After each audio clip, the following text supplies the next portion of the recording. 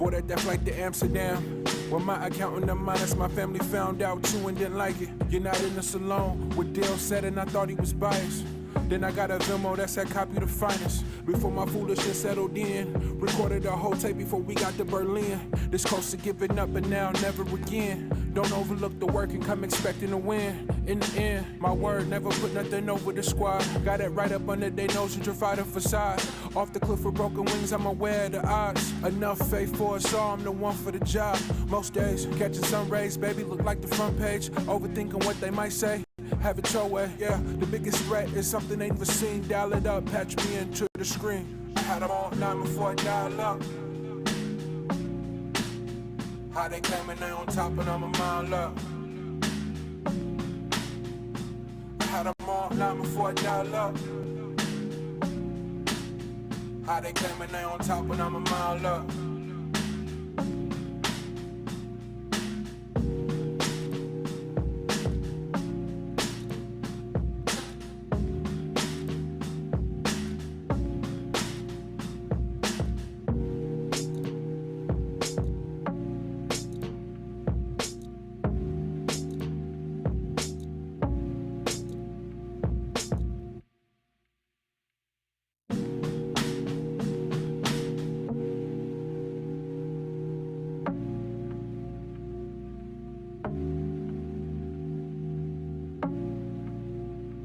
I had them all line before I dial up. How they came and they on top and I'm a mile up. I had them all line before I dial up. How they came and they on top and I'm a mile up. I know the wall's closing in, but don't you dare give up now. Poe believed in me, pull up through some bucks down. Todd told the valet pull the truck round. Push the line after we drew it, it's just us now. Would you believe me if I told you my granny told me she prayed this? Then booked the surgery just to pull me out of the basement. Right back where I started, nothing to show for a facelift. Got pushed playing Walter White and Davis, never felt so dangerous. The type of power they can't quantify. And name the best from my region, you gotta utter mine. Think of who really putting on, you never come to mind. Rapping like your Spotify, tap you rappers compromise. Yeah, no need to panic, just paint the canvas. If you can feel the static, you're too close, find your balance. Embed the revolution for they prohibition bandwidth. Blood trickle from the leaders he was planning. I had them all line before I dial up. How they came and they on top and I'm a mile up. Hey people, this is Jacquie Luqman, one half of Luqman Nation, as you can see. And we are waiting for our guest to come in. I'm monitoring the messages and hoping that, it would probably help if I turn the microphone on, right? What's up, y'all? This is Jacquie Luqman. Welcome to Luqman Nation in Black Power Media. We appreciate you. Thanks a lot for joining us. We're waiting for our guests to come in, waiting for Kamm Howard to come in, and waiting for Mr. Luqman to finish up a meeting that he is in. It's been a hectic day in Luqman Nation. It's been pretty hectic around the world, we think, with a lot of news. And I'm monitoring my email to make sure that Mr. Howard is able to get the notification and is able to join us on the stream. I'm hoping there are not going to be any problems, so we're just waiting for him to come in. Yeah, stuck in internet traffic, Marion, absolutely. I'm sure, he's pretty busy because he's been in pretty high demand. So we're really, really grateful for him to be able to join us to have this discussion. And, like I said, today has been eventful. There's been a lot going on with just the news in general. We dealt earlier with the airstrike, the U.S. airstrike in Syria.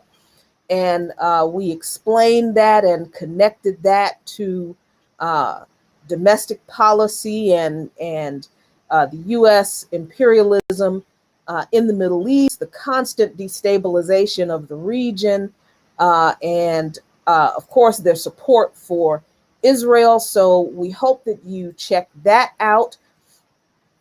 Jared Ball had a great interview earlier today with Suzette Gardner, who talked about, excuse me, big tech and the African world. Some really, really important information shared in that interview. We enjoyed it a lot. We caught up in between our things. So we hope you go back and check that out. Norman Dean Murphy, how are you? Glad you're watching from Philadelphia. Like I said, folks, we're waiting for Kamm Howard to join us. And we hope that he's just caught up in wrapping up another meeting. And we're hoping that he will be able to join us soon. So a little bit more about this Syria business. So after we did the stream earlier today, we found out about the reconciliation process, not the Syria business, sorry, the $15 minimum wage business, that actually, when the Trump administration used budget reconciliation to pass the Trump tax cuts, the parliamentarian implemented this same rule, and the Republicans fired the Senate parliamentarian and pushed through the tax cuts anyway. So again, that's just another example of the Democrats having plenty of recourse.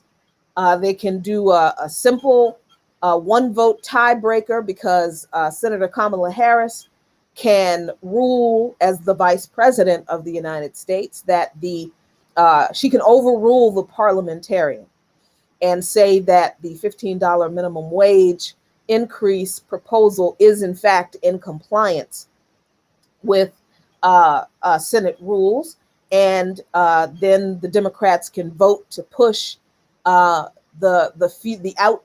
holdout Democrats to vote for the bill to give it a 50+1 majority without any Republican support, using budget reconciliation. Or they could fire the Senate parliamentarian like the Republicans did and push the holdout Democrats to vote for the $15 minimum wage increase and pass it with a 50+1 majority. So the whole thing is unfolding in an even more kind of egregious sort of way. And it's just really shameful that, we are finding out more and more that the Democratic Party is really not interested in really fighting for, I can't even call them living wages, because it's $15 an hour is not a living wage. It's double the minimum wage now, but if the minimum wage kept up pace with the cost of living, then it would be around $25, $30 by now. But that's not something that either party wants to advocate for, Democrat or Republican. So we have to be clear that these folks are not on our side. The Democratic Party is the opposite wing of the same evil bird that is the capitalist, imperialist U.S. government. So folks who are joining us, we appreciate you. Leah Boggs, Leanne, Moon Raven, what's going on, girl? Go Travel Abroad. No, you didn't miss it. Craig Bardo, we are waiting for our guest Kamm Howard to join us. We're hoping that he is all right, and I may have to go to a little break and give him a call right in a few minutes if I don't hear from him. So let me just make sure that he's got everything he needs. I know that he has the link to join us. I hope that he will join us soon. And let's see what's going on here. We're going to wait a few minutes, and then, look, since we're here, if he isn't able to join us, we're just going to talk about HR 40 and reparations among family, right? Because look, we got to have these discussions anyway. And listen, people's schedules have been hectic.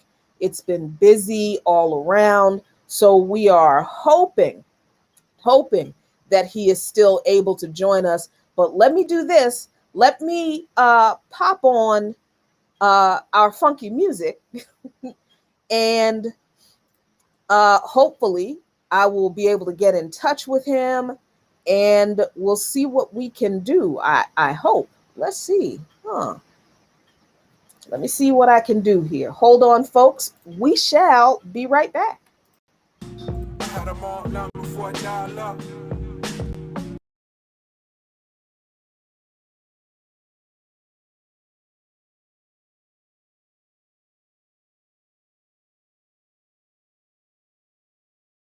When they on top and I'm a mile up.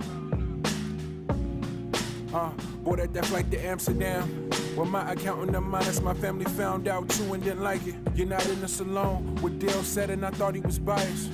Then I got a Venmo that said copy the finest. Before my foolishness settled in, recorded a whole tape before we got to Berlin. This close to giving up, but now never again. Don't overlook the work and come expecting to win. In the end, my word, never put nothing over the squad. Got it right up under their nose and try the facade.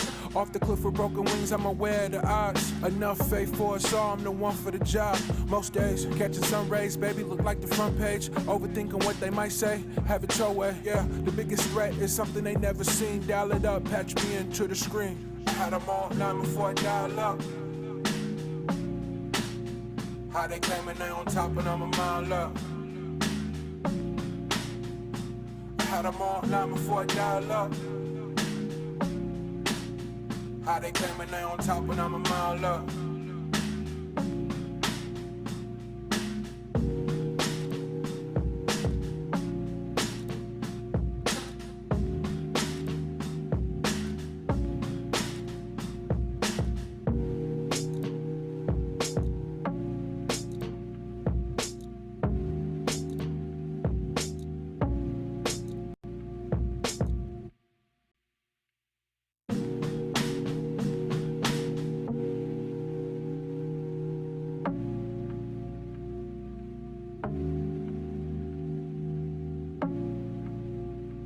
I had them all line before I dial up. How they claiming they on top and I'm a mile up. I had them all line before I dial up. How they claiming they on top and I'm a mile up. I know the wall's closing in, don't you dare give up now. Poe believed in me, pull up through some bucks down. Todd told the valet pull the truck round. Push the line after we drew it, it's just us now. Would you believe me if I told you my granny told me she prayed this? Then booked the surgery just to pull me out of the basement. Right back where I started, nothing to show for a facelift. Got pushed playing Walter White and Davis, never felt so dangerous. The type of power they can't quantify. And name the best from my region, you gotta utter mine. Think of who really putting on, you never come to mind. Rapping like your Spotify tap, you rappers compromise.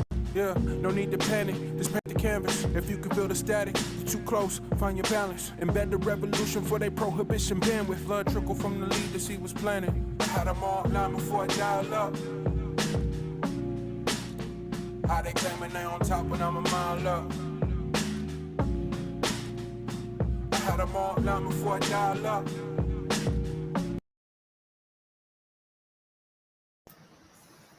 Well, folks, I have not been able to get in touch with our guest yet. So listen, let's just you and me and Mr. Luqman, when he finishes with his meeting, get on with this conversation about reparations. Because, you know, listen, there are some things I think that we need to get straight about this discussion and about the issue.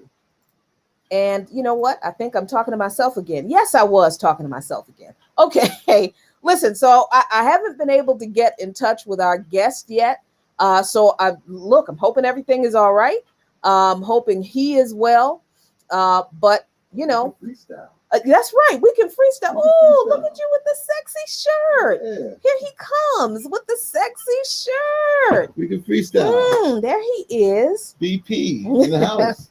So, yeah, so apparently people's meetings have gone over. You know, you had to finish up your meeting. I had to jump off not a meeting, but I had to, finish work. Right. And to answer people's questions, because I thought that was a really good question. What's that? Earlier, somebody asked, how do I do by any means necessary, and like do a stream in the middle of the day. Okay, so the way it's not crack. I just want y'all to know it's not crack. I can test to that. It's not. No, it's not. It's not crack. It's not meth. It's the Holy Spirit. No, it's not. Right. It's not. It is because we've been broadcasting remotely from our home studios. All of us, the whole By Any Means Necessary on Radio Sputnik team, are broadcasting from our homes, with the exception of the sound technician who has to go in the studio to push the buttons, and that's because of coronavirus. So we're able to be here at home more in the studio, so we have time to do extra stuff in between. So when that changes, I don't know what's going to happen, but we're not going to stop giving great content to the family over here at Black Power Media. Why we wait for our guests, if a guest come? We have, for those of you out there who don't know, let me get in this shot a little bit more. Okay, come over here. For those of you who don't know, Luqman Nation have what we call the Uncle Ruckus Award. Yes. Right now, yes. y'all, I mean, you might have seen it. It's not trending because we're not that big, but it's hashtag Uncle Ruckus Award on Twitter. We started Uncle, and basically the award is my diction, right? The award is self-explanatory. You have to be Black. And you have to be a Black personality. It could be entertainment, sports, whatever. But you have to be a public figure, and it has to be, and it could be politician, whatever. But it has to be somebody who has either said something, done something that severely impacts or impede the Black struggle on some level. You know what I mean? So anyway, we've been getting a lot of submissions, a lot of nominations. Yeah, a lot of nominations and submissions. There was people who, some of them said them, they nominated their mother, and the others, we don't accept those kinds of nominations. But we got a lot of nominations. But it came down to this, because now that we're on reparations, and it came to this, that there was a former football player. Oh, right? Heisman Trophy winner. Someone who I admire for his athletic skills when he was around running the football and stuff like that. Right. Well, this person, Herschel Walker, because we might as well, because everybody knows he didn't try to. He went up there to testify or to give his testimony, and because we didn't, and because we're freestyling here, so we don't have the audio, I don't think, but please listen to what this clown said. Basically, but he said, and I think someone else did the same thing, went up there, but Larry Elder. I knew that Herschel Walker was a Negro. I did, but I've been knowing that Larry Elder was a Negro for a long time. You know what I mean? Yeah. To me, Negroes are even more radical than this guy. But this is the thing. So Herschel Walker went up there and he said that Black people, and this is what he said, and I'm paraphrasing, of course. Black people, you should not give Black people reparations. And he sounded like let me put it this way. I know kindergarten children who are more articulate than him. And I say, and it's for real. When I heard him say this, and he said, well, first of all, he gave the same arguments, false arguments, that people have been giving Black people for so long about why we don't deserve reparations. Number one is the fact that, well, my faith teaches me that I should forgive people. So he said that, he said, my faith says that if I want someone to forgive me, then why can't I forgive them? Now we're going to answer these things, and other people have. Then he said, well, slavery was a long time ago. So it was a long time ago. The country basically corrected that now that, the blacks are free. So why, there's no, and then he tried to get a little bit more technical, the scientific Herschel Walker. Then he said, then he went on to the scientific stuff. He said, well, how much percentage of black blood, how are they going to measure that? Are we going to go to 23andMe? Are we going to go to any kind of DNA search? Are we going to do this? Oh, and what about the blacks that came here after slavery was ended? Sort of like the ADOS argument. So it's like, so what about the blacks who came here after slavery was ended? So what about them? Should they qualify? And this, that. Well, number one, Herschel, HR 40 is to study these things. See, and that's the thing. HR 40 is not to say, well, do you agree that blacks should have reparations? Do you believe that the descendants of slaves should have reparations? No, it says, let's study this. Let's study this and let's see what the criterion is going to be. But I mean, just the fear of studying this have kept this bill in limbo for the last 40 years. Right. And let's be clear. I was trying to find the video of Herschel Walker, but I don't want to do that to y'all. Y'all can find that and watch it yourselves. But this is what he said this is where he starts off, and this is why we need to have this conversation, whether Kamm Howard is able to make it. Again, folks, I'm sorry, it looks like Kamm has been delayed. We hope he shows up, but if he doesn't, we're just going to keep chopping it up about this issue.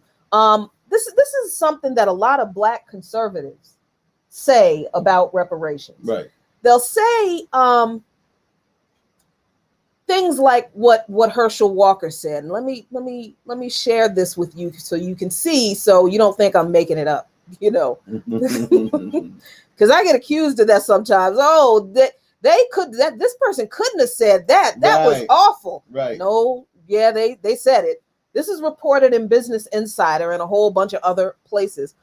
Herschel Walker said, we use black power to create white guilt. Ooh. Ooh. This is the part that he said that really blew my mind. He said, my approach is biblical. And he said, how can I ask my heavenly Father to forgive me if I can't forgive my brother? Let's stop right there. Right there. You want to talk about your approach is biblical? Let's talk about the biblical approach to reparations, because there is one. It is one. That's There right. is one. Yeah. And let the people know what that is. The biblical approach to reparations is actually found in the Exodus story. It's, that story that people always want to talk about that identifies Israel, or begins to identify Israel as the chosen people of God, but they never want to talk about the fact that God delivered and oppressed people who at the time were not actually Jews. They were Hebrews, and there is a distinction from 400 years of bondage. But he didn't just say, all right, Pharaoh, after you have ignored me all these many times, and I have cursed you with all these plagues, you are going to have to let my people go. And those folks just ran off in between the Red Sea, which is actually technically the Sea of Reeds. It's not really the way. Okay. And they just, gathered up the things that were, their belongings and the clothes on their backs and wandered into the wilderness for 40 days and 40 nights. That's not how it happened. Right. God told the Egyptians, yes, you have to let my people go, but they will not leave empty-handed. Say that again. They will not leave empty-handed. You will give of them from your stores of gold and silver as much as they can take. What's that? That's reparations. Exactly. So these very people who are almost always Christian conservatives, I'm talking about the Negroes like Herschel Walker and Larry Elder, they always talk about some Bible and forgiveness and God and how can I love my brother with no. God was like, fine, okay, we can talk about forgiving Pharaoh later, which by the way, God did not. Right. But, okay. I mean, he had his opportunity. He did. God gave him chance after chance after chance to get it right. But in the end, God was like, you know what? You have just been a knucklehead And look at you pursuing these people even after they left. No, we got to get rid of you. God didn't even forgive Pharaoh and the Egyptians after he told them, yes, let my people go, free my people from bondage, but give them goods, give them recompense, give them restitution for the 400 years of labor that you've stolen from them in building up your Egyptian empire, which is still known today. Everybody, look, Egypt was such a powerful and magnificent empire that even thousands of years later, we're still talking about it. We're still referencing it. So the people who contributed to all of that, they should get something. And that's what God was saying. Yeah, they should get something for this. And again, we want to make this clear. People always point to Egypt. First of all, they act like Egypt isn't in Africa. First of all, that's the first problem. Then second, when they talk about Egypt, they talk about all the splendor of the pyramids and this beautiful architecture and the vast riches that are represented in the tombs that are broken into and looted by Europeans. That's a whole nother. But they never talk about Egypt and this is Christians now, Christian Negroes, always talking about God delivering the chosen people out of Israel, out of Egypt, but they never talk about how God commanded restitution be paid to those people for their 400 years of oppression. Exactly. So for Herschel Walker to stand up in front of this House panel testifying that his approach to reparations in that we shouldn't get any is biblical, he's a damn lie. If you want to call him a heretic, go ahead. I will. And I'm gonna try not to curse so much tonight, but he's a lie. He's a heretic. He does not read his Bible, and that's shameful. It's really quite shameful. Blood Honey had put up the verse Exodus 3:22, and I always wanted to do this. You know how the black Hebrews and the ones that be on the corner and stuff. Yeah, I always wanted to do this. So can I read this? Do it. All right. It says, "Look, we know that the Jews, they was Hebrews before they were Jews first, because because the Hebrews became Jews after the law was delivered. So this is pre-law. So here it is. It says, so brother, this is from Exodus 3:22. Read. Every woman is to ask her neighbor and any woman living in her house for articles of silver and gold and for clothing, which you will put on your sons and daughters." Amen. Amen, brother. Amen. That's right in the book. Right in the book. But these people never, and by these people, I mean the Christian Negroes like Herschel Walker and Larry Elder, that they put up there and talk about, oh no, God told us to forgive. No, God said, let me, whoo. But see this. Hey thing. There. Okay, go ahead.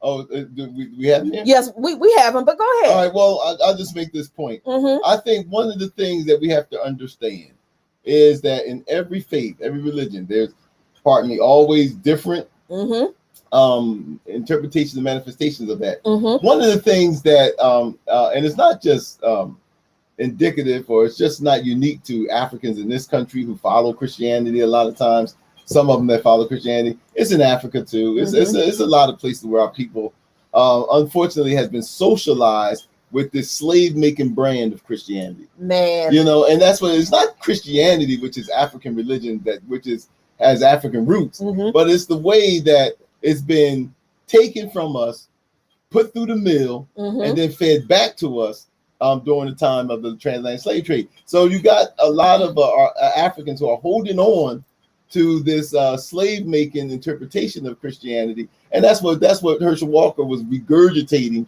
when he was sitting up there testifying. It's like, we don't want to make white folks mad, so so let me just sit up here and tell you that we don't want to, because somebody said, well, that's like begging your oppressor to do this, that. Look, reparations is not entitlement. It's not begging. It is a debt that is owed. You ain't gonna find no Israeli or any Jewish survivor of the Holocaust that's going to agree that the reparations that they were given from Germany and they're still getting from the United States, that they're going to sit up there and say, oh well, that they're going to refuse that, because they understand that that the atrocities and trauma that they went through, right? That's it's a price for that. They are but everybody understands that except when it comes to us. Except for when it comes to us. Right. So anyway.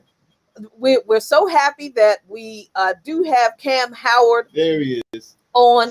Thank you so much for joining us. Peace, brother. We're glad that you were able to hop on with us. So let me move over a little bit so we can both be in the frame and get all hugged up. There we go. So Kamm, you are the national male co-chair of N'COBRA. And for people who don't know who or what N'COBRA is and who you are, tell the people a little bit about the organization and yourself. Thank you, and please accept my apologies for the delay in coming on. It's just some things in my business that I couldn't get away from. Absolutely no problem. Understand. So I'm with N'COBRA. I've been a member of N'COBRA for about 16 years. I joined it back in 2004 or 5, I think it was. And N'COBRA had been around at that time over 15 years. It was started in 1987 as a need to have a coalition of an organization that comprised of, at that time, many groups and organizations and individuals who were really felt a need for a national organization to speak directly to the issue of redress and to fight for reparations. As you may know, the Nation of Islam had it in there, What the Muslim Want. The Black Panther Party had reparations as a 10-point, one of their 10-point platforms. Republic of New Africa pushed for reparations. The African People's Socialist Party had a reparations sub-organization. in the 80s. Those other formations began in the 60s, the late 60s, calling for reparations. But there was not an organization in this country, a Black organization, that was focused solely and only on reparations. And so N'COBRA was born for that purpose. Over the years, we've had quite a lot of success in pushing this issue forward. We were successful. One of our members was successful in getting John Conyers to introduce a reparations bill, the first bill that came to be known as H.R. 40, that was revised in 2017. But it was an N'COBRA member. We helped formulate and lead the strategy on many reparations lawsuits,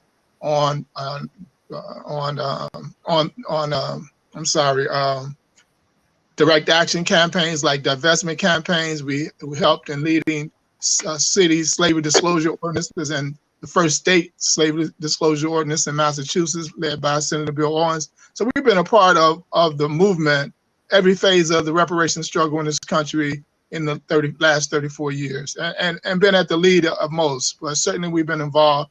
We were involved in the 2001 World Conference Against Racism that changed the whole phase of reparations globally. And so we're still here fighting. And I want to get back to that, the point about the World Conference Against Racism in 2001 in a minute. But I want to pick up where we were just talking about the hearing, the recent hearing that happened on February 17th, the House hearing on reparations. We were talking specifically about comments made by Herschel Walker, and we didn't even get to Larry Elder yet. So I think I want to start with asking who testified at that hearing a few weeks ago in front of the House committee. Well, two things before I answer that question is, first, let me say the hearing was a success. The hearings are designed to get more education to congresspersons, to get more co-sponsors to the bill. And so that's the primary purpose. And it also allows all the people who are either for or against to hear the argumentation from the other side. And so what the Republicans brought forth, it was nothing new from that perspective. And so that was good. So it was a success. Secondly, when it comes to people who testify, if the my understanding is if the party that's in control of the Congress has a hearing, generally they're the ones who have the hearings. If you're in control, we can't get a hearing on something like this if the Democrats were not in control. But the parties in control get a 3-to-1. They have a 3-to-1 platform in calling witnesses. So they get 3 to the opposition party, or the minority party's 1. So the Democrats had 6 witnesses. So the Republicans automatically get 2 witnesses, and they get to choose their 2 witnesses. So that's how that came about. The 6 witnesses that the Democrats had was myself, young sister Dreesen, he from Human Rights Watch, the sister who's a special rapporteur on racism in the United Nations, and I can't remember the sister's name in particular. There was Hillary Shelton of the NAACP, and there's a couple more that I'm missing, myself, and there's another one that I'm missing. But they were chosen by Congresswoman Sheila Jackson Lee and the Judiciary Committee. And I think maybe Chairman Cohen of the subcommittee may have had also some influence in who was called on the Democratic side. Now, Mr. Kamm, now I'm sitting here and I'm listening to you talk, and you know, for people like me, who out there who's saying, this should be a no-brainer, right? It's like, look, we were slaves in this country for hundreds of years. We've been denied. I mean, it's no secret that we've been negatively impacted financially, emotionally, all, you know, in every way that this country has kept us from partaking in what they say is your life, is what they offer: life, liberty, and pursuit of happiness, economic advancement, all of those things. That the country itself admits that, and so you got people like me, pardon me, and others out there who are saying, why are we studying this? Like, you know, like this should be a no-brainer. And so what answer would you give to the average brother and sister in the street who are saying, you know, we're just wasting our time with all this back and forth talk? You know they owe us. So why are we still, you know, doing this studying stuff? So a couple of things. First, our answer, we don't, in N'COBRA and in the African Centered Circle, we don't refer to our ancestors as slaves, but enslaved Africans. They were enslaved, but not slaves. They were human beings with tremendous skills that were stolen from the continent of Africa. And those skills is what built, it wasn't just our labor, it was our labor and our mind, our ingenuity, our creativity that built this country. So, you know, we always speak with them with the humanity that they had, and not the material possession of the European that the word slave invokes or is behind. So that's number one. Number two, HR 40 was patterned after the Japanese redress bill. First, before they were able to get reparations with the Civil Liberties Act, which is the act that gave them actually reparations, but they had to go through a commission to study the internment. Yes, they knew that Japanese were interned, but they had to determine the number. They had to determine the degree of property that was stolen. They had to determine the degree of continued injury. And so that was what the commission was for. And then it came back with recommendations, and the recommendations were, you know, $20,000 each. Curriculum, that this would be introducing curriculum that those who had fought against and resisted the internment, who were criminalized, they would get a pardon. That was part of their reparations. And so the commission, so John Conyers patterned his bill after the Japanese bill. He said, well, if they did it for the Japanese, they can do it for us. Like you said, we all know that the history is the history. And so why do we need to, you know, prolong this? But what we are coming to know more today that we didn't know just 10, 15 years ago is how wide the scope of injury, how deep manner of crimes against humanity, how deep did that go, and how vast was it across the entire nation? You know, we talk about the government, state, local, and federal, corporations, institutions, you know, families whose money is now held in foundations around the country. They're the philanthropic leaders of this nation now. All of that. So the commission would be designed not only to look at who all did the injuring, but how that injury affects us today, and in the wide ways in which it affects us. So that's the difference with just a study, but a study to determine how wide and how deep the injury is. And the second component is to develop actual proposals to address those. And that's what, you know, we need a federal state-sponsored structure to say, this is, you know, we put our resources, the state resources, and determine that this is what is necessary to address all of the crimes that we labeled here and we listed here over the centuries that took place against this people. This is what needs to be done in the area of health, in the area of education, in the area of economics, in the area of criminal justice, in the area of our culture and peoplehood. You know, all these things need to take place. And so we'll get from the commission a comprehensive plan of proposals. That's what it's designed to do. That's in alignment with the international norms of full reparations. Now, this is the other question that I have, is that we know that that the Japanese, we know that under the Reagan administration, the Japanese received some redress, financial redress for that period of which you just spoke to us about. And you stated that Representative John Conyers crafted the HR 40 after that.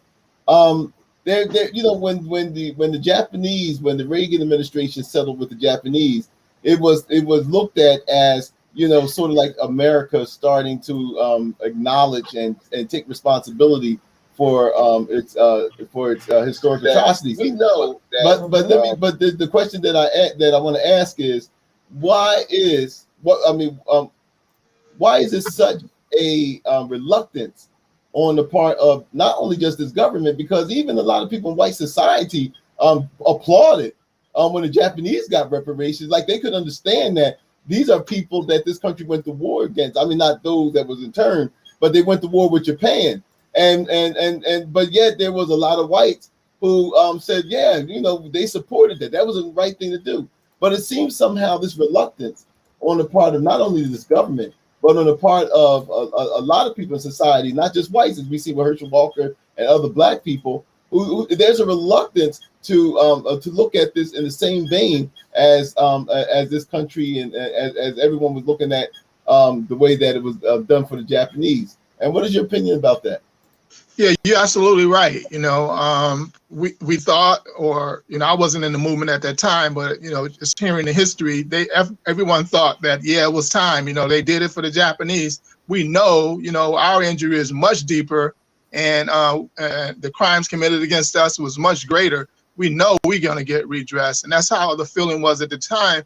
But, you know, what hit us then and what's still in place now is this notion of white supremacy. The psychological notion that white people are superior, black people are inferior. No matter what white people do to us, they shouldn't be punished for it. There's an immunity for any ill treatment toward black people, and we really deserve everything that we get.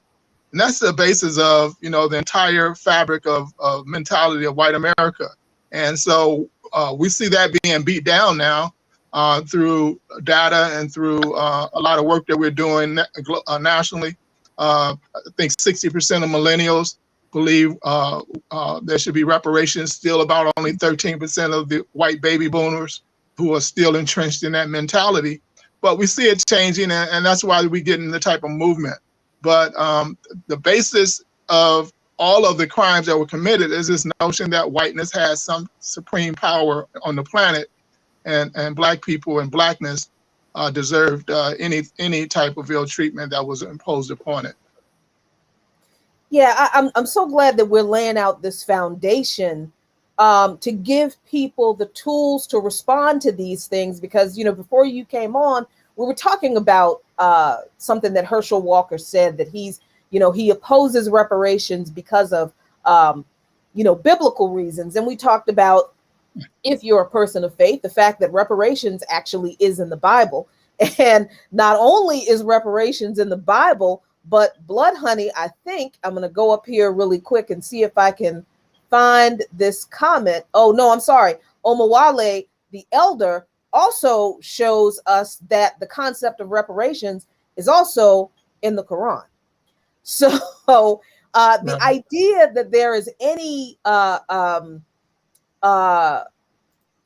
religious basis, faith-based basis for opposing reparations, we were saying just before you came on, is absolutely counter to anybody's actual faith. And it just kind of exposes them as the charlatans that they are, who don't actually read their holy texts, which is, common to a whole lot of folks who call themselves holy. But then, there are other points that you brought up that I think are important. Just the fact that the hearing, you said that the hearing is designed to get more co-sponsors to the bill. And I think, Kamm, that people are under the impression that these congressional hearings are designed to actually decide on reparations. Right, exactly. But you're saying that's not the case. No, that's not the case. Some hearings are just fact-finding missions. Ultimately, any reparations is going to be passed via a bill. If it's going to come from the government, it has to be made into law, so it has to be passed into law. So this is an opportunity for lawmakers to get information, to see what the public interest and to see arguments for and against a particular issue. And from that, then when it comes to the floor, for a vote, they're better informed. Many times hearings are scheduled because not everyone knows about the intricacies of an issue, of a public policy that's being pushed. And so the hearing is to provide that information before it goes to the full committee to be voted on, which is what is called a markup. We're pushing to have a markup next month or early April in the judiciary, where they'll debate it and say, well, this need to be changed, that need to be changed. It's never gotten to that point. And then it goes to the floor for a full vote. So the hearing is designed by the party or the lead sponsor to inform her other constituents who have not signed on to the legislation, to give them more information. And then what the media has to say about it also influences whether those other congresspersons get on. And so the media has been overwhelmingly positive as a result of the hearing. There has been some pushback on, the idiocy of, I'm not gonna say it, Herschel Walker's and Larry Elder's testimony. Those brothers are indicative of the injury that we suffer from white supremacy and the ongoing harms against our people. Herschel Walker, the trauma that brother was, I heard the trauma in the brother's testimony when he talked about how his dear mother, informed him about an ancestor who had got burnt to death, and then another ancestor who had got hung. I mean, there was no sense of a vengeance in his brother's voice, in telling that story. And that's how it had to be told to him. Baby, it happened, but we just got to live amongst these people, that type of thing. So I heard that trauma in that brother's voice. And also, as my brother, you were stating before, Brother Luqman, before I tuned in, how they use the Bible to continue the institution of enslavement. And so that's part of that history, where they're using black preachers, and Herschel was a preacher, to propel this notion that everything is okay. Just do, just take the progress in the manner in which it's being brought forward. You don't need to be totally redressed. So it's the same thing, part of this history of oppression. And yeah, definitely I saw the brother elder is I mean, he hates black people. You know, self-hatred is a part of That's the being, truth. and that's a part of being injured in America. It's a part of being having our consciousness falsified in America. So they brought out two brothers who were injured to me. You know, so it helps us to make the reparations claim. So, and you know, and it's funny, Mr. Kamm, that you said that, because I couldn't help but when you gave that example about hearing the trauma in his voice. And I could relate to you so much because I've heard it too. And it reminded me when he tried to couch it in this pseudo religious, like it's noble to the black man or the black woman as the sacrificial lamb to white supremacy. That's right.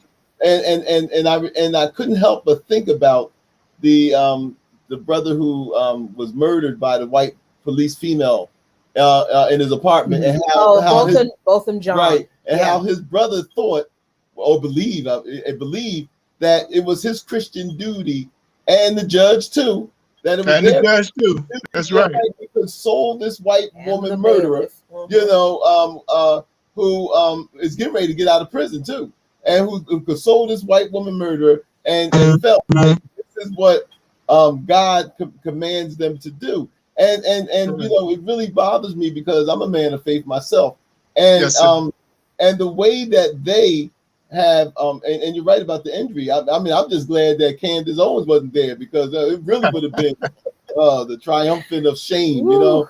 But you're so right, brother, about the injury and how it's so couched in the religious packages that they've given us, and it's ironic because Christianity is an African faith. Absolutely, brother. You know, white people, they have a white supremacy. They have a plan. They have a mode of operation that if it works, they stick with it. And that's been working for 400 years. So why change? You know, but we have to be, sophisticated enough to know that this is what they're doing. You know, we don't, tear down, the brothers and sisters they're using, but explain what's going on, utilize it for our benefit, to educate our people, to bring more on our side. Just expose the contradictions. That's how we do in the movement, and just continue to move forward, do the work, and push our issue more forward. Yes, definitely. I mean, I wanted to address a question that's in the chat, because I want us to be clear on what this bill for reparations really is. It is not a bill, and please correct me if I'm wrong, Kamm. It's not a bill to establish reparations. HR 40 does not say this piece of legislation is the vehicle through which people are going to be given reparations.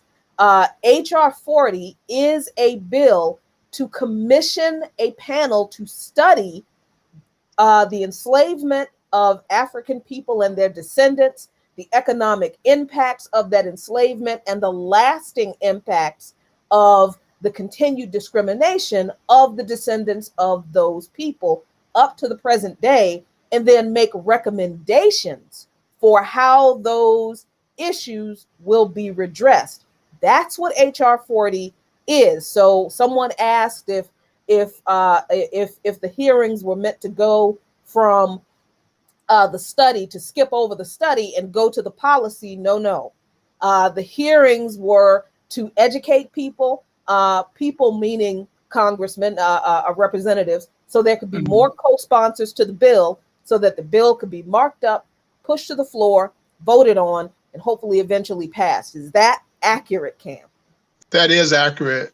And when the original language that says "and make recommendations" was not changed from the bill, but when we revised it. But when recommendations, like under international law and then under many commissions, they make recommendations. They don't really, when they make recommendations, they make general recommendations where there should be money invested in this and that.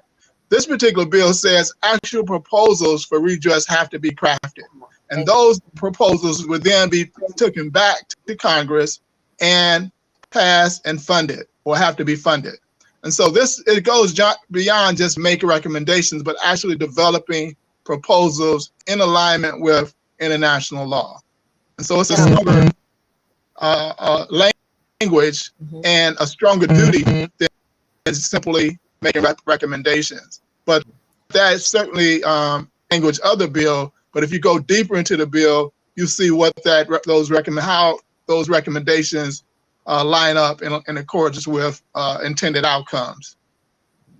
I'm so glad you ended on international law, because this is where I want to ask you about the impact of the 2001 World Conference on Racism that I think happened in Durban. Yeah, was it Durban? Durban, South Africa. Durban, South Africa, yeah. yes. So what was the impact of this conference? Why is it so important to the fight for reparations, not just here in the United States, but around the world?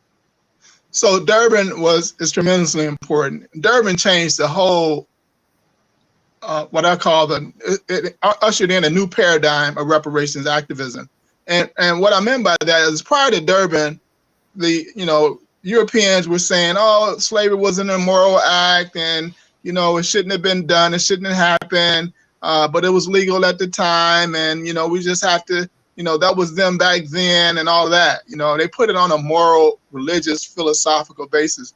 But Durban unequivocally stated, no, this is not just immoral acts, these were criminal acts. And they were the most egregious criminal crimes that any government can do to a civilian population. They're called crimes against humanity. They should have been then, and they always were crimes against humanity. When you look at the European governments that engaged in the transatlantic slave trade, they were a minority of states globally. They didn't speak for international law. In fact, even international law at the time, commerce law at the time, those practices were not allowed, even at that time. So they were not legal globally. They were legal amongst a group of criminal entities, criminal families, criminal principalities, criminal governments. They came together and they conspired to create the most worst crimes in the history of humanity. And so Durban says from jump, these were crimes against humanity. The countries that engaged in those crimes are wealthy today because of those crimes. The people who those crimes were committed against are disadvantaged globally because of those crimes, and that those governments that engage in it have the obligation to correct and redress the situation, economic, social, and political situation of the peoples who they damaged. And so we came out of the reparations community globally, Black folks globally, came out of that saying, no, they were not bad acts, they were crimes, and crimes against humanity have no statute of limitation. This American government was in effect 200 years ago. They committed those crimes. They still exist today. They're criminal day. If corporations were in existence 200 years ago, 300 years ago, 400 years ago, or their predecessor entities, and they bought those entities, and now they're here today, 200-300 years later, they're still criminal because crimes against humanity has no statute of limitation. So the whole shift in the global reparations movement is based on the Durban World Conference Against Racism. Now, another thing that I found that was really strange is that under our first Negro president, Barack Obama, that he presided over additional reparations that was handed out to Jewish descendants of the survivors of the Holocaust. Now, That's right. So, am I right about that? Right. So, 2000, maybe 14 or so. I'm not sure. 13 or 14. The Jewish community went to Joe Biden, and Joe Biden. This is Joe Biden's initiative. So when we say it was under Obama's presidency, that's correct. But we're gonna tell you right now who led it. And that was Joe Biden. That's right. And that was Joe Biden, right? He led this notion that the American Holocaust survivors, they were having difficulty, with their medications and, social services, etc. So he led an initiative in his in the Obama presidency to have a package of relief, social relief, go to American Jewish Holocaust survivors. Not that America had anything to do with the Holocaust, but their that some of the survivors were living here and they were experiencing difficulty and harm. Well, shit, we've been living here and we're experiencing difficulty and harm. Exactly. So he pushed this initiative. The Jewish people said it was unprecedented. They love him for it. They came out in full support for his presidency as a result of what he did. And so we have to use that as we move forward. We know what you did for the Jewish people, but now you want to say that you support a study. Well, you didn't just support a study for the Jewish people 5-6 years ago. You doled out $17 million. $17 million. $17 million. Okay, you want to talk about ammunition? You want to talk about dropping a bomb? So, there you go. That's right. There's a receipt for you. We are definitely, and I'm breaking that on news on your show, but we're going to definitely be using that.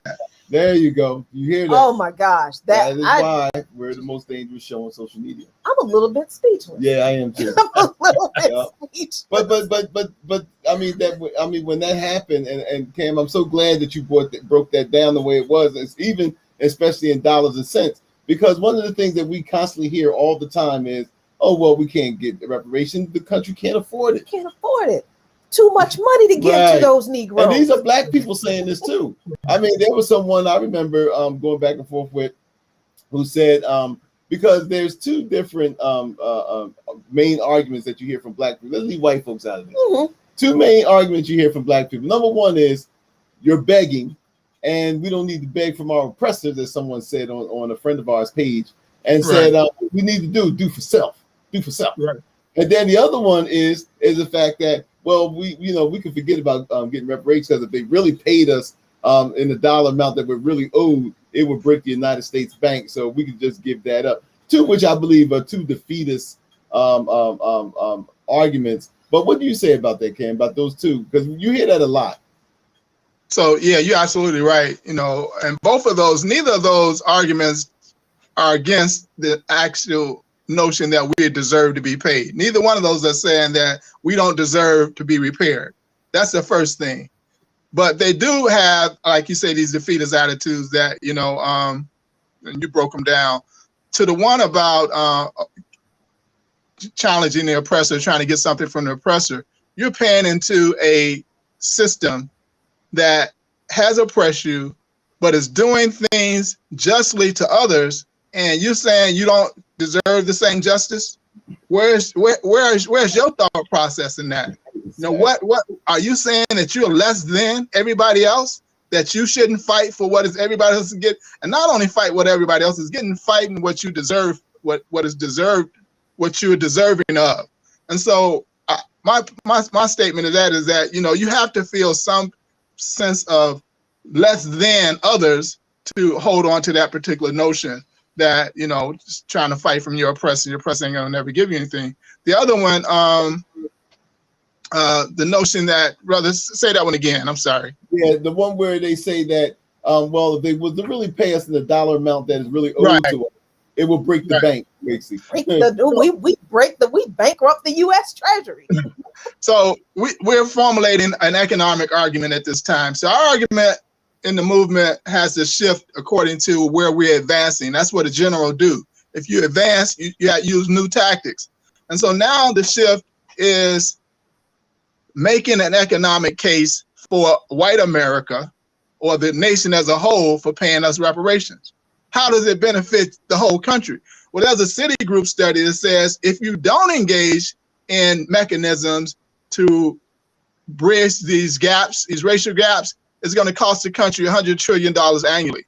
If you would, in the same study, it says if you would have 20 years ago, black folks would add $16 trillion to the economy. We would add 6 million jobs, 6.1 million jobs annually if reparations was paid today. We would create 770 new homeowners, which will benefit the entire housing market if they pay reparations today. So we got to shift the argument and say, how does it make capitalist sense for you to pay us reparations? Right? We went into the whole notion that you all are criminals. Here's the evidence. Here's, you're guilty of this, you're guilty of that. And now we're going to say, now this makes economic sense for you to pay us what we deserve. and it's a Citigroup study. I advise you to get that Citigroup study. It says 16 trillion would have been in the American economy if white folks would have established redress issues 20 years ago. Now, what that says is that the gross domestic product of this country, the increase over the last 10 years averaged about 2.3%. If they paid us reparations, it would have been 2.7% GDP growth annually. Wow. Right? And so, and that 0.4% is 13% of the 2.7. We're 13, 14% of the population. So we would increase the wealth of this country in proportion to our population if they paid us reparations. Wow. And these are the arguments that we had to shift to now to bring some of those, because we're going to have white support to pass this legislation, to fund the legislation. We got to have white support. And so now we had to shift in our thinking into how do we get more of them on board, and at the same time beat down some of our people with all this nonsense, just silence that. We move past that. We need to just focus on winning, and we can deal with how it's distributed later, but we on the win mode, a win mission, I'm sorry. Well, I'm so glad you mentioned now the point of when you answer that, because it's the defeatist part is true, but what I wanted to really get to, I did a Jan Pataki. Circle back. I'll get to you about that, and I'll circle back later. So, but what happened is that I think you're right, Kamm, in the fact that we tried the moral argument, and look, in studying white supremacy like we do, they're very seldom do you affect white supremacists' thinking, ideology, anything that they do with the moral argument, because they know that it's immoral. So it's like that's like calling somebody dirty, say you need a shower, right? Well, I like dirt. You know what I mean? But I say that to say that I think that the approach that you just mentioned about the dollar and cents argument, I think is because we tried the moral argument, it's not working. It's not working. We need to switch tactics. Yeah, definitely. And someone is asking, Kamm, is your booklet How to Obtain Reparations on the Local Level still available, because they couldn't find it on Amazon? It should be. I thought I saw it yesterday. I looked for the link to send to someone. Laying the Foundation for Local Reparations. Yes. Is the title, Laying the Foundation. Okay. Yes, it should be on Amazon. Okay, great. I hope who was that? Beulah Hokonkwo, Laying the Foundation for Local Reparations is the title of the book. All right, Kamm. Let's get into some difficult questions now. Okay. Because there are some issues. I thought those were difficult. Oh, they were? They were? Okay. No, I'm just joking. Go ahead. The rest of this should be a cakewalk. So listen. Okay, let's be real. That there are some issues in this fight for reparation that came up a few years ago, quite literally out of a Twitter hashtag. There's a whole lot of backstory with this that one day Mr. Luqman and I are going to share on this platform, but we're not going to share that on this platform right now. But we are talking about ADOS, and your organization issued an open letter to hold on, let me go find it. Your organization, there it is. N'COBRA issued a response to ADOS and those responding to ADOS, and I'm going to share it so people can see it, and they can get it themselves and read through it. So I'm not, we're not talking about something that N'COBRA is not aware of, that you're not aware of, and I thought that the response to the letter was very interesting. Well, the content here was very interesting because the organization says that, listen, we're fighting for reparations for African people, for Black people in America who feel like they have no connection with the continent, and for people who want to repatriate back to the continent, and everybody in between. And am I characterizing that correctly?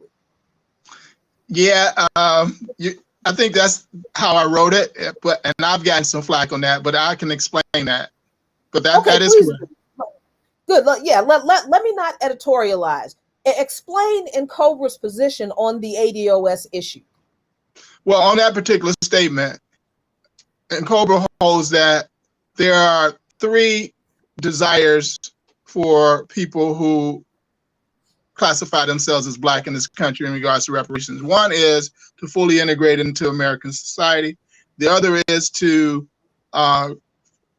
create some type of autonomous, independent reality, whether it's on an autonomous land or a particular land, territorial land base, or scattered around the country, that there's some type of independence and autonomy away from America, but be self-governing. And the other one is to repatriate back to Africa. So in that statement where, if you wanted to fully integrate or, get out of this country, that really speaks to the three groups in which reparations is targeted in this country. Identified groups. There's those who want to repatriate, those who want to be independent, and those who want to fully integrate. So that was that statement. And so we knew that off the top that the ADOS group were in that first group. They want to fully integrate into American society. And you have that right. Every Black person can determine what they want to do with their reparations, how they want to be repaired. So they have that right. So we're just recognizing that you have that right to fight for that. But at the same time, there's others who have different purposes, outcomes, and goals for repair and redress for themselves, and they have the right to fight for those. Right. And NCOBRA fights for all three simultaneously. We don't say that one is better than the other. I'm a Black nationalist, so I know where I want to be with repair, and that's a full independent reality, self-governing, sovereign reality for people who classify themselves as Black in this country. But I know that's not where everybody is. And NCOBRA has always been an organization that has been open to all three streams of thought.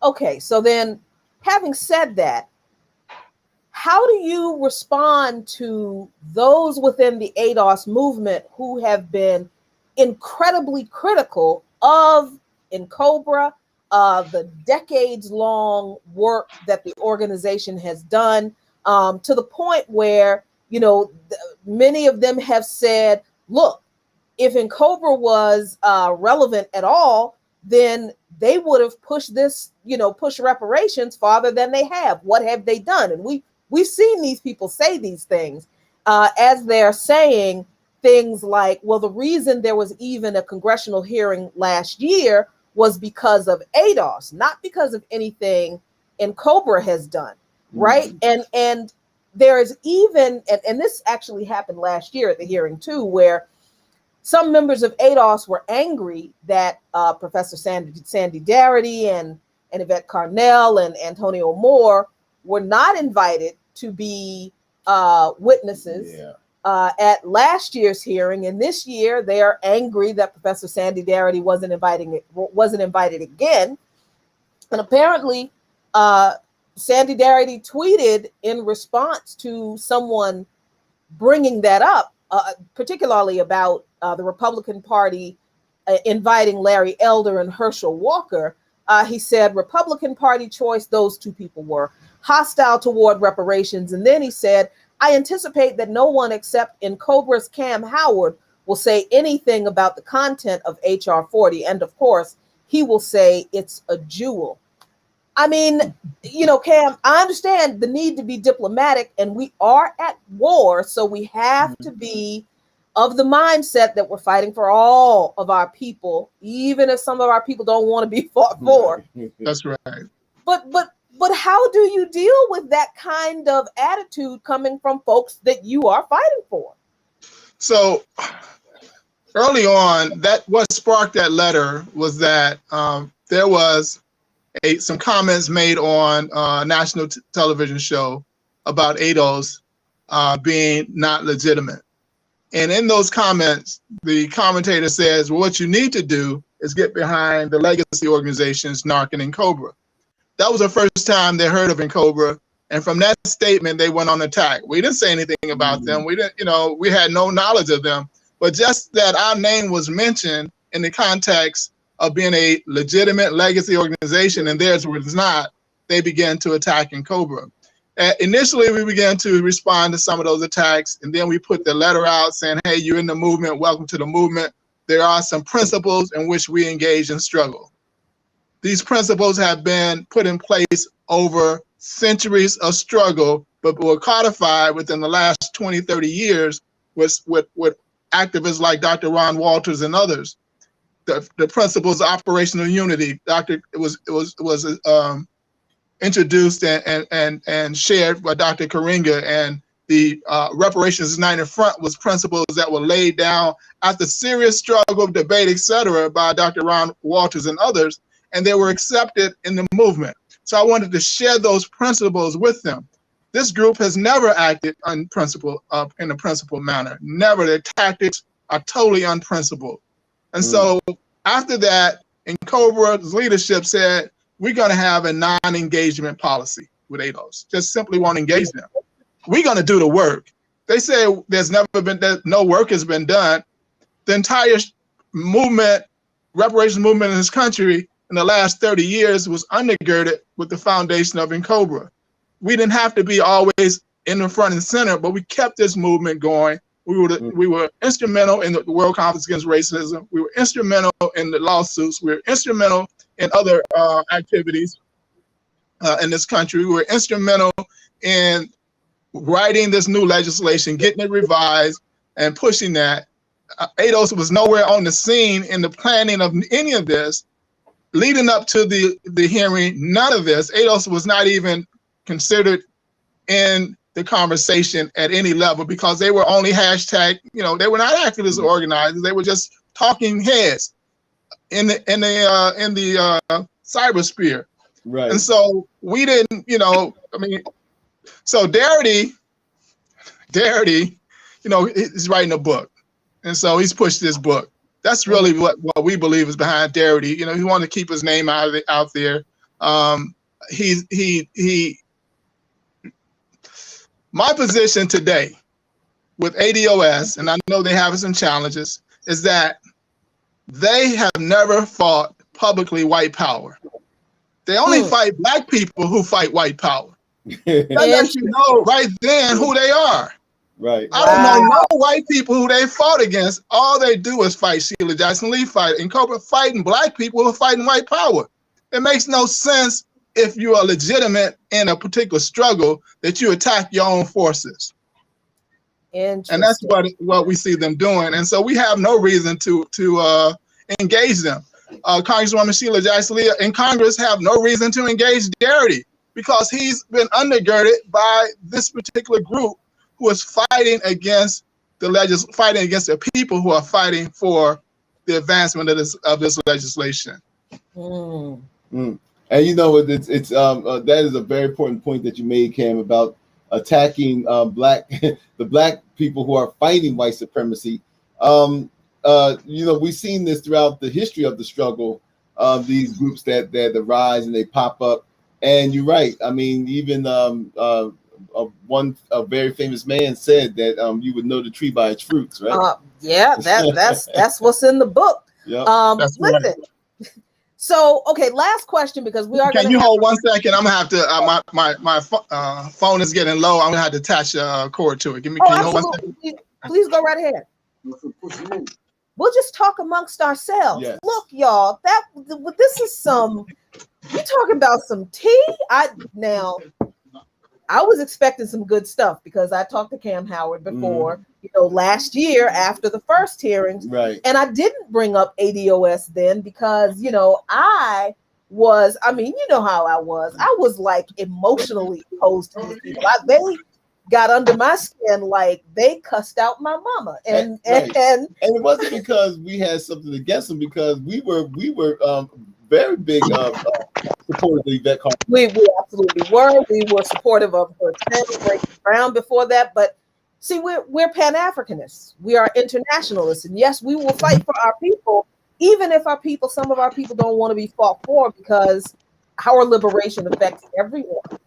But, you can't tell me that you are serious about loving Black people and fighting for Black people when you disparage the history of those people. Right. Telling me that Malcolm X didn't do nothing and Marcus Garvey didn't do nothing, you know, and you know what did Fannie Lou Hamer do? I mean, even disparaging people like Frances Cress Welsing, yeah, talking about we need to re-examine her legacy, and also, I mean, it's just ridiculous. And so, you know, we're so thankful that we were able to have this conversation and set the record straight. I mean, we can sit here and talk about stuff all day and, you know, give you our opinion on things. But we would much rather talk to the source, or have the source come and talk to you and give you the information. That way you cannot say that the Luqmans told you something that turned out to be wrong. Can't blame us. So, you know, while Kamm is dealing with his tech issues, and believe me, trust me, we are going to get out of the way for Dr. CBS at 7:00. We got one more thing we want to ask Kamm Howard about, and you know, then we're going to get out of the way. But listen, while we've got this little break, folks, like this video, please. And you know what? I'm emphasize that, folks. Look, and I come with love, but I go on these streams, not just this stream, but I go on these streams. I go on Dr. Ball's stream. I go on Dr. CBS stream. We have like sometimes 100 people viewing these particular videos and walk away with like 30, 40 likes. And this, you know, and look, I'm not a real big tech guy, so I don't understand algorithms, but I do trust those who do know. So, you know, so algorithms mean a lot. You know what I mean? Okay, everybody might not want to be a member, or everybody not want to join. I wish you all would join and subscribe and do all these things, because Black Power Media is your media too. Yes. You know, I mean, this is done with with love, because I mean, this is something that those who came together to put this together was like, hey, look, we need our own media. This can't be supported unless we all decide that we want our own media. We want to tell the truth to each other, and we don't want anybody else to get in the middle of that truth. You know, and this is just not it. As you heard others before on our launch, we plan on expanding, and we want to expand. So, you know, the only ones that don't want us to expand are those who are against us. Right. So, you know, so please like, subscribe. There you go. Share. Look at those likes going up. There you go. Look at that. That's what we're talking about. Right. That's y'all all right. That's the way to shut me up. All right. So let's go back and I can attest. They know how to shut me up. I can attest to the fact that that is true. You just do what he wants. And it just So, I mean, I think this is a really important conversation, and more about this conversation is going to be had. I think on March 1st, with a discussion between Jared Ball and some others and some folks in ADOS. We understand that there's a schism in the ADOS movement, but I really hate to make this conversation about the redress that we are owed. We're owed this. This is not, you know, and look, if people want to look at reparations of a handout, you think as a handout, you think I care? I don't care, because I mean, the people who were the enslavers, they were given reparations for losing their property. Right? The companies, the insurance companies that insured our enslaved ancestors, they not only profited, but a lot of them still exist. And how messed up is it that a lot of us have insurance policies some kind of way with some of those companies? How messed up is that when you think about it? A lot of the major universities in this country, right here in Washington, D.C., Georgetown University was built because some Jesuit priests the Jesuits, sold some of their enslaved people to raise the money to build Georgetown University so white kids could go there. Do you understand what I'm saying? So, I mean, when we look at how much of this country, the fact that the South after the Civil War was practically destroyed, and it was the formerly enslaved population that was then hooked into convict leasing and tenant farming. Neo-slavery. Right. Right. Right. Well, they knew that when they put that was the 13th Amendment. It was like that exception. Right. You know, I mean, they knew what they were doing. But also, I just wanted to make this point clear too, that reparations are still being done today.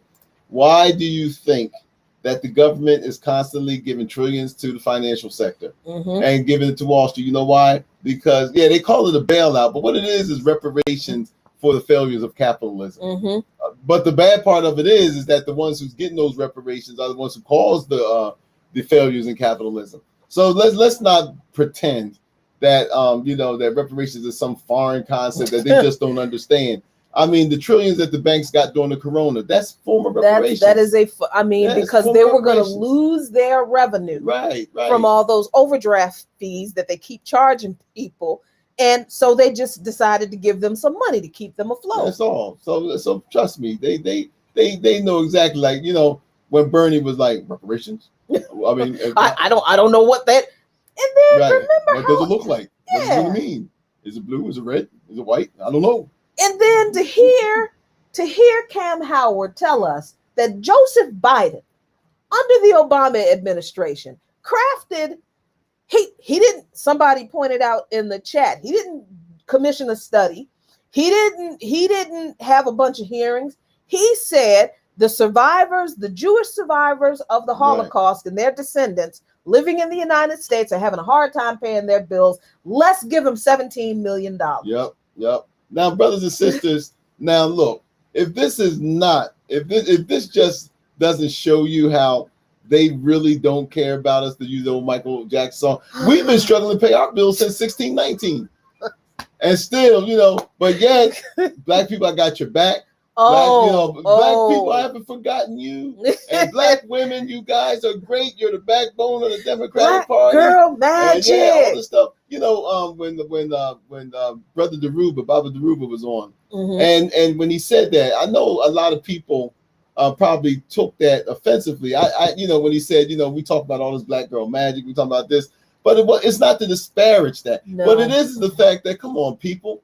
Come on, we haven't gotten this yet. We don't understand this yet. We're still being distracted by the dog on the unicycle that's juggling. You know what I mean? All of these sideshows. We're still like, the first black woman this. Look at this. We're still being sidetracked by the circus. And in the meantime, man, they down there at the ticket booth, man, just stocking the money all in their pockets and stuff. While we saying, man, that dog sure can ride that bike, can he? So, so this is the thing, is that, I understand where he was coming from. Now, here it is. It's out there. You heard it on this show. Uncle Biden, Uncle Joe, the ones that I got your back, black people, Uncle Joe, crafted that bill, and he knew he could do it because he was the vice president, first Negro president. And, that's what Negroes do. So, so he knew that he can get that through. Right. Okay. So somebody asked this question.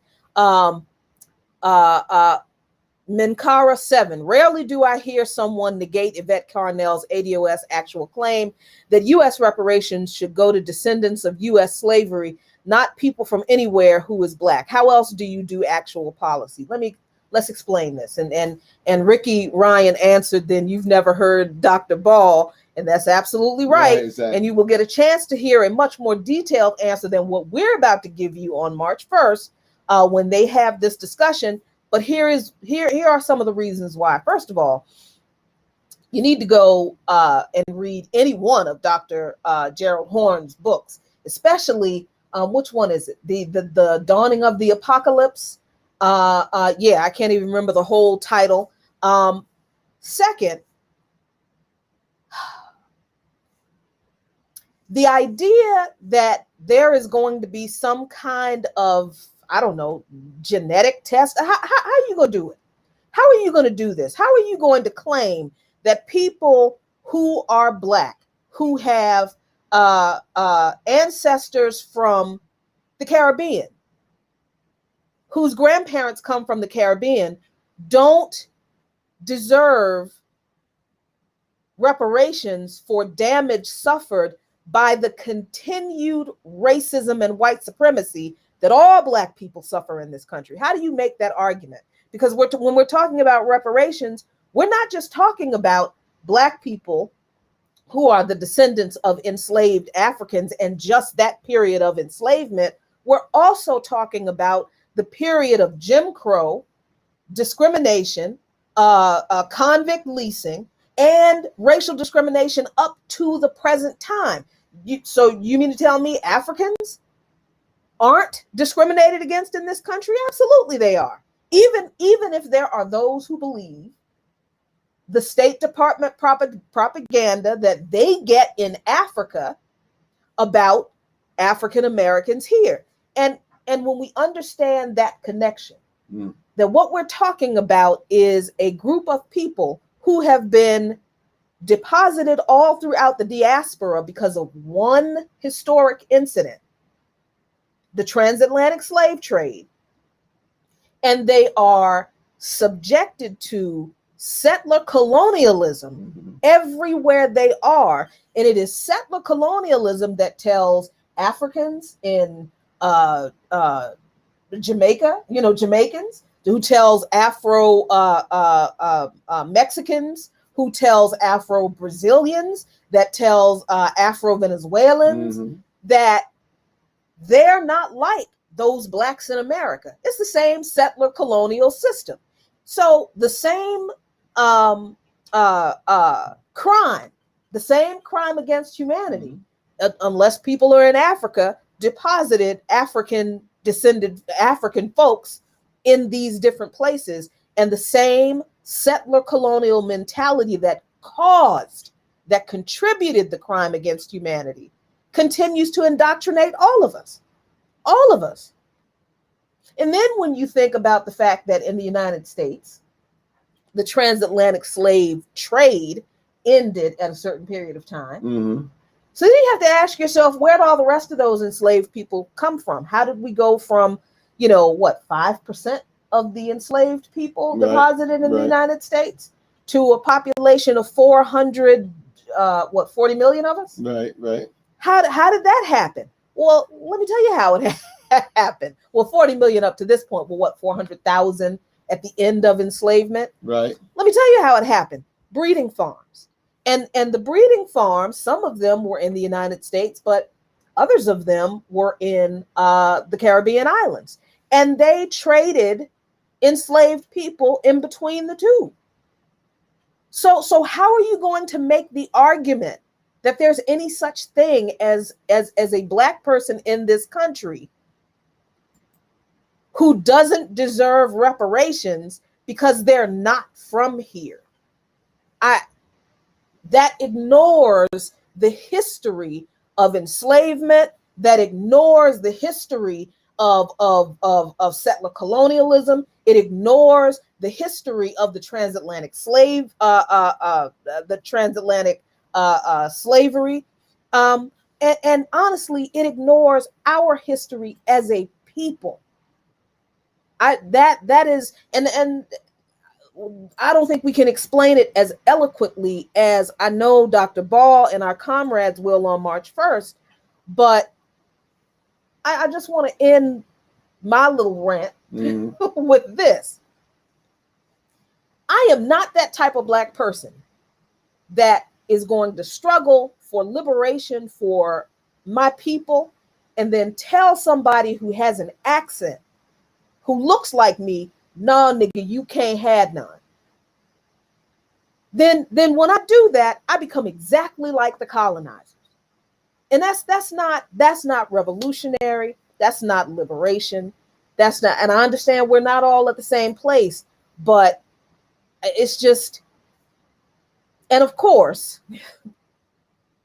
there is a movement in the Caribbean for reparations from Caribbean governments. There's a movement in Brazil for reparations from Brazilian governments. These fights and movements are going on all around the country. CARICOM is involved all around the world, rather. Yes, CARICOM is involved, but this is not a situation where people are saying the United States government is going to pay reparations to Jamaicans. Anyway, let me stop. Go ahead. You I say the things. No. I mean, look, I understand all of that. My point, my problem, my opinion is, it is not up to me. When the debt is owed, it is not up to me to show you how to pay the debt. I tell you this, that most of the people who have a problem with somebody else outside of the descendants of slaves getting reparations will cease fighting that once they get their check. Yeah. I mean, okay. This is, devolving into kind of ridiculousness. So then, what do international reparations look like? Since we shouldn't expect an individual country to pay its own victims. That's not. Nobody ever said that. Nobody said that. And this is the problem, where we start making up things that people never said because you don't like the answers. That we're not doing that. But go ahead. First of all, like I said, is the fact that we're here with the study of the reparations, first of all, and the thing and the global implications. It ain't up to me what international reparations look like. All I know is that the Western world got rich off of the exploitation of Africa and Africans. That's not something that was uniquely done here. Now, the thing of it is that this is where international organization, in order for the Brazilians is not going to be successful by themselves. The Caribbean is not going to be successful by themselves. They already got told no. When the British Prime Minister, I think it was Tony Blair, somebody went down there and they just came straight out and said, are you going to pay his reparations? No. You know what I mean? So the point being is the fact that the longer that we keep individualizing this struggle is the longer that they're able, our mothers taught us that, united you stand, divided you fall. Damn, that's a basic principle. So, it suits the oppressors. It suits those who got the wealth that we all sitting back here talking about, well, how would you do it? How do you do this done? But is this going to? I don't give a shit how it's done. All I know is that the Western world and owes us, and the fact that before we start drilling holes in boats that we come up with, before we can decide whether they're seaworthy or not, then that's where it comes in at. But if we're going to start shooting holes and stuff before we even test and see if it works or not, because a lot of us don't want to succeed. Let's just be honest. A lot of us don't want to succeed. A lot of us on these social media pages are faceless people. So I don't even know if I'm arguing with the guy with the damn buffalo horns on his head who pretending to be ADOS, because I can't see any black person who knows our history, who knows what we've been through, not only here but throughout the world, put up such a fight against this. To me, I can't understand. I mean, like, how could you be an African and know our struggle, know our history and stuff, and yet be so opposed, to us? So, okay, yeah, we might have different ways of going at it, but goddamn, to be totally opposed and all this devolving into fighting and shit, like we the Bloods and the Crips, man. Look, we all got a common enemy, as Malcolm once said. We all got a common enemy, and we all got a common redress. Why can't we all get together on that? We can straighten the other shit out later. And honestly, if we really understood our history and understood, as Ricky pointed out, that South Carolina was a colony of Barbados, that Claudia Jones was deported from the United States to the UK, and Haiti, all I got to say is Haiti. Are you seriously wondering how anyway, I think Kamm is back. Well, we got to get off because it's almost close to CBS. I know. Kamm, can you hear us? I can, and I apologize again. No, that's all right. That's all right. So we were just having a spirited discussion while we were gone, and we got to hop off in about 10 minutes. But I want to make sure I ask you this question about this letter that you co-signed, that N'COBRA co-signed from the National African American Reparations Commission to the Biden administration. Now I'm going to say, I mean, some people will read this letter and say, man, y'all are really, buttering up Biden in this thing. What was the purpose of this letter? and how should we view the tone of it? Because, you know, some people might read it and say, look, there ain't no need to be that nice to that dude. I hear you. You know, politics. All I can say is politics. You know, you try to put yourself in a position to get what you want accomplished. And I think going hard. Dr. Ron Daniels is a seasoned veteran. He wrote the letter. Of course, there was a few alterations that we wanted, and sometimes you get them, sometimes you don't. But the purpose of the letter was to put Biden on notice that we're coming. I mean, if HR 40, you know, we don't expect for it to pass in the Senate. You need a supermajority. You need 60 votes to pass it in the Senate. We're going to push it. We believe we can get it passed in the House within the next couple of months. And then we're going to pivot to Biden. So that letter was to put them on notice that we're coming. And I just shared with you some information and tactics that we're going to use and that NCOBRA is going to use. And it's not soft. And so, you know, there's different groups have to go in different directions, not different directions, but in different modes of intensity, just us to get to where we're going. And then there's some others who are going to be going even harder on Biden. So, you know, I mean, it's a big picture. It's a huge fight. well, you know what, and like Jackie said, we're short for time. But you know, one of the things that I do appreciate about the letter, I read the letter. I'm glad that the points were the 10 points were expressed. And I'm also glad that part of the letter does remind Biden, as it reminds the Democratic Party and those that's always coming, seeking our support, about how crucial this election in particular was. The fact that women like Stacey Abrams and others have saved the Democratic Party from having, really saving it from having another 4 years of Trump. You know, so, and another thing too, Kamm, because now my blood is boiled now. I know. Yeah, because I think that this is where our struggle always goes all the time. You know, we're not a monolithic people, so of course you don't expect everybody to agree on everything. But we got to be mature enough in order to understand that, okay, we might not agree on everything, but you know what, black folks, you know what the problem that we have the most, Kamm, in my opinion, is that we just so willing to let the enemy know how we think. You know, we just so willing to let the enemy know, you know, all of this back and forth behind nothing really, but we just it's so easy for us to just give the enemy the blueprint. So now the enemy can sit back now and be like, ADOS people don't like them people over there and stuff. How are we going to work? That's how COINTELPRO, all that stuff was like that. You know what I mean? You're so right, brother. We just give it right to them. You're so right. So we have to, you know, play poker, you know, play chess, you know, not play checkers, you know. So that's all of that is strategy and tactics, you know. And there's a lot of thought that goes into things before they go out, generally. And we're just not putting stuff out there, you know, being reactionary. So what's your closing? So what you got to close with? How can we get with NCOBRA? All of the contact information, how we hit you up, and all that kind of stuff. When we close sure. out. And I see my phone is dying again, so let me do that quickly. So NCOBRAonline.org, NCOBRAonline.org, and you can reach me personally at NCOBRAChicago@gmail. There's a lot of work to do. We're still getting co-sponsors. We'll mark this bill up, get it to the House, and then pivot toward a executive order. So, you know, there's work. All hands on deck. Seize the time.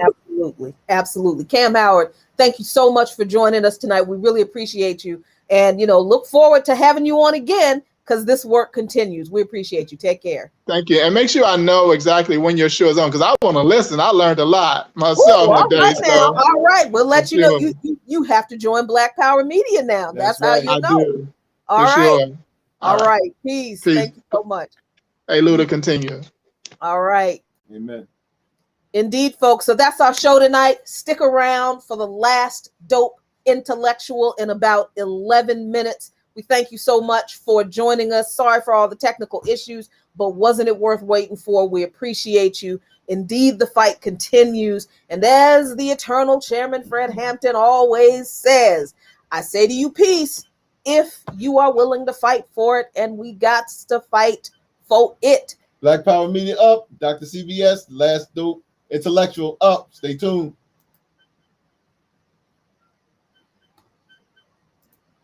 Uh-oh.